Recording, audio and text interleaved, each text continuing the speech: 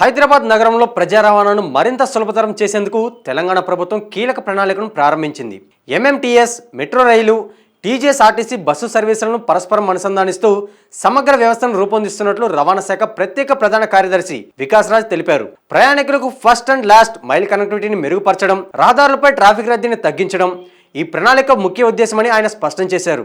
సచివాలయంలో నిన్న జరిగిన ఉన్నత స్థాయి సమావేశం అనంతరం వికాస్ రాజ్ ఈ వివరాలు వెల్లడించారు. మొత్తం 51 ఎంఎంటీఎస్ స్టేషన్ల పరిసరాల్లో అనుసంధాన రహదారులను విస్తరించాలని జీహెచ్ఎంసీని ఆదేశించినట్లు చెప్పారు. ప్రయాణికుల రద్దీ ఎక్కువగా ఉండే ఎంఎంటీఎస్ స్టేషన్ల వివరాలను దక్షిణ మధ్య రైల్వే అధికారులు జీహెచ్ఎంసీ, ఆర్టీసీతో పంచుకుంటారని తెలిపారు.